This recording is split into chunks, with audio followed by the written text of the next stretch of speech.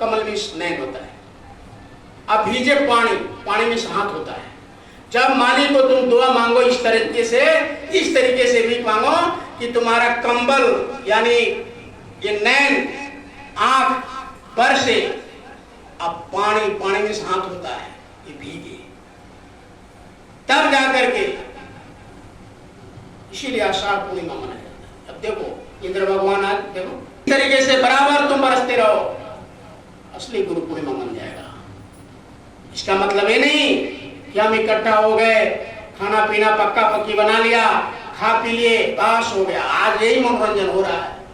सारे लोग हारमोनियम ताल झाल पर, जो हनुमान जी महाराज ने 4 महीने बीत जाने के बाद भगवान राम ने भी इकट्ठा किया लोगों को और कहा कि अब बरसात खत्म हो चुका है, अब तुम सीता माता का पता लगा सकते हो, यानी बरस गए हो। 4 महीना ये बरस गए हो कहने का मतलब समझ रहे हैं? अपने आप को सराबोर जब कर लोगे। अभी देखिए खेती कितना तप रहा था, अभी गर्मी में कितना खेत कर, अब वो पांख में पैर हालेगा। यही धरती में कितना कड़ा था, लेकिन भगवान ने, इंद्र भगवान ने, आप खेत में जाओ पैर धस जाए। उसी तरीके से आप नम्र हो जाओ। कितना कड़ा मिट्टी था, लेकिन पानी हो गया, अब कीचड़ हो जाएगा, वही मिट्टी एकदम हलवा हो जाएगा। तो उसी तरीके से भीगो। जब 4 महीने भीग गए तब भगवान कहा कि अब तुम प्राप्त कर सकते हो। इसका मतलब रामायण का यही है। कुछ गुरु महाराज ने कहा कि सब कोई रामायण नहीं समझ सकते। जितनी विद्वता से साधना करके, जितनी ऊंचाई से, जिस स्टेज पर बैठ करके, यानी जिस लोक में बैठ करके रामचरितमानस का गोस्वामी जी महाराज ने रचना किए, जब तुम उसे पद पर पहुंच जाएंगे, उस मंडल पर जिस मंडल में बैठ करके उन्होंने लिखा, जब वहां बैठ जाएंगे, पहुंच जाएंगे, तब जाकर के आपको समझ में आएगा। नहीं तो एक लाइन भी भागवत और रामायण समझ में नहीं आएगा। ये सब बाहर दिखाएगा, बाहर दिखेगा। क्या ये जलाया गया, लंका को जलाया गया। लंका क्या मतलब, रावण का क्या मतलब, सीता का क्या मतलब, दशरथ का क्या मतलब, राम लक्ष्मण का क्या मतलब। तो दशरथ शरीर है। दशरथ, रथ मीन्स पहले जमाने में कार मारुति नहीं था, पहले लोग कथी से चलते थे, रथ से। तो रथ के पहले 10 लगा दीजिए तो क्या मतलब, क्या हो जाएगा? बच्चा सब पढ़ने वाला बोलो, 10 के पहले रथ के पहले 10 लगा दे, क्या हो जाएगा? 10 रथ। तो ये 10 इंद्रियां हैं शरीर में। इस शरीर को ढोने वाले, इंद्रिया को ढोने वाले रथ है बॉडी, शरीर। तो इसी शरीर को रथ, 10 रथ कहा गया कि 10 इंद्रियां जो शरीर में है, 5 कर्म इंद्रिया और 5 ज्ञान इंद्रिया, ये सब 10 इंद्रिया को ये शरीर ढो रहा है। ये शरीर का मतलब दशरथ हो गया। क्या मतलब हो गया? दशरथ। कौन है? शरीर। शरीर क्या हो गया? दशरथ हो गया। अब दशरथ जी महाराज के कितने पुत्र थे? 4। कौन कौन? राम, लक्ष्मण, भरत, शत्रुघ्न। तो इस दशरथ के भी 4 पुत्र हैं, मन, बुद्धि, चित्त, अहंकार। ये आत्मा जहां बैठी है इसके चारों तरफ ये है मन, बुद्धि, चित्त और अहंकार। राम, लक्ष्मण, भरत, शत्रुघ्न। अब राम कौन है?